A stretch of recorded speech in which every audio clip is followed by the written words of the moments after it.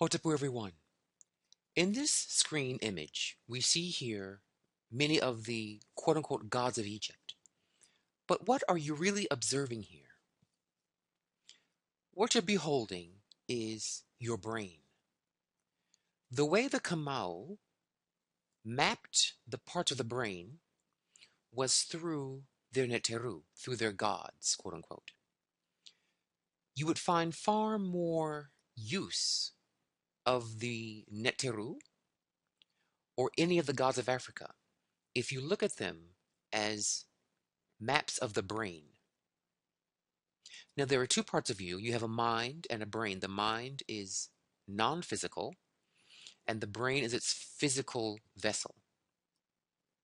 So, these energies actually exist in a psychological world or an abstract world, but work through the brain's matter. So, for example, if you have done something stupid in a relationship, what that means to us, for example, this goddess here, her name is Nebethet. She deals a lot with love and relationships and how you are sweet or foolish in relationships. So the part of your brain that has the talent for knowing how to instinctively act right in a relationship, we call that part of your brain Nebethet.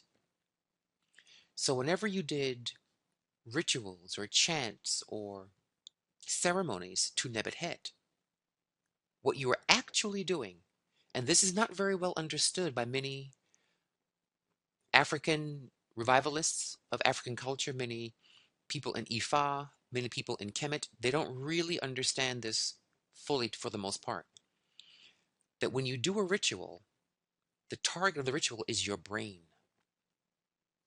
So that part of you becomes awakened through the drum, the words of power, the incenses, the flowers, all those things you inhale, you visualize, you see the flowers, you inhale their smell. All of these things, these ashes are affecting your brain. And the words of power, the oriki, the igede, the chants vibrate towards certain parts of your brain.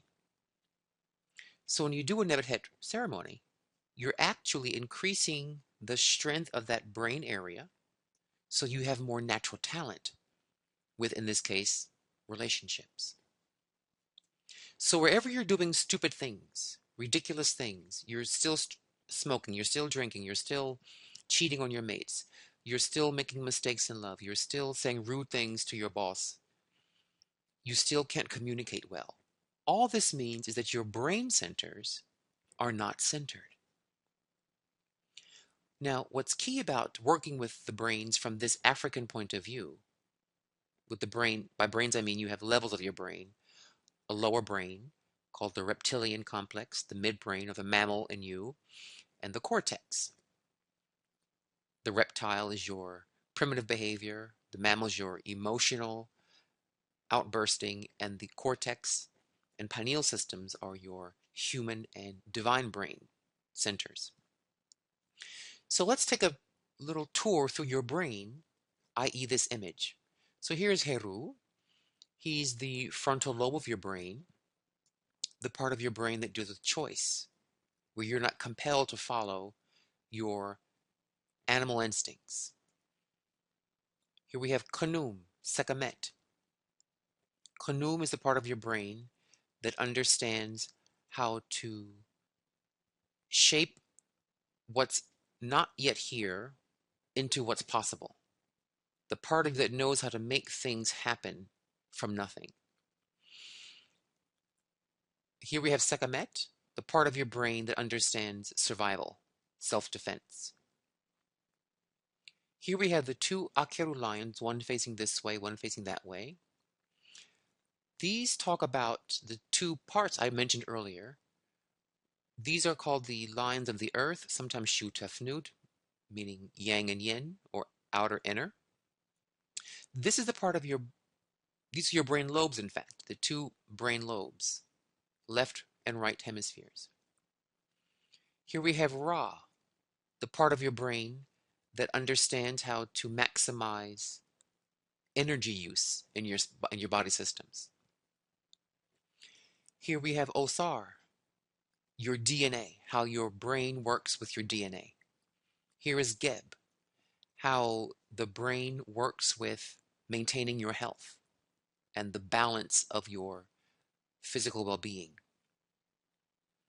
Here we have this red serpent. This is your reptilian brain, the R complex, the medulla oblongata, and your addictive nature, your emotional stress nature, your snake-like nature, your creepy nature. Here we have Aomit. Now this is actually Sobek the crocodile, which is the part of your brain that understands how to dissect secrets, dissect mysteries, diving into a situation and solving problems, linked to the sign Virgo. And we can go on and on with this image, but my goal was to show you what you're actually looking at. If you want more intelligence in business, more success in love, more ability in leadership, you have to have those brain centers functioning so you know how to perform in relationships, business, etc. If you are shy, want to be less shy, more of a public speaker, you will need this part of your brain called Sebek. He's not a god. Don't think of him as some god floating in space. Not even some principle of nature, which he is, but that's not very useful to you in your real life immediately. The more useful read on these is Sebek is that part of my brain that knows how to speak well and be witty and clever and quick, called Eshu among the Yoruba, Kwekwananse among the Akan. So, the primary way to develop your brain to become more intelligent, more successful, using all parts of your brain is through words of power. That is the fastest way to do it. And I'm revealing truly for the first time ever the initiations into the words of power. It'll start December 3rd, 2017, which is a Sunday, a raw day, at 12:32 p.m. Eastern Time. You can sign up after November 5th at the kingurosamaba.com website. This is perhaps, along with the chakra class deals a lot with words of power and awakening the deep potencies of your chakras. That class works beautifully with this class of words of power. And the goal is to make your brain turn on, to make you into a genius, to make you into a talent, wherever you want to have that talent. And you have to repeat sounds over and over and over. This is the key. And to have certain incenses to help the brain focus. It's actually a very simple and very profound technology. So if you want better wealth, better love life, better health, clearer thinking, calmer mind, let's develop your brain together with the words of power. So all of these parts of your brain perform their jobs at heroic and mythic levels of accomplishment. We look forward to seeing you all in the class. Dwawen Hotepu.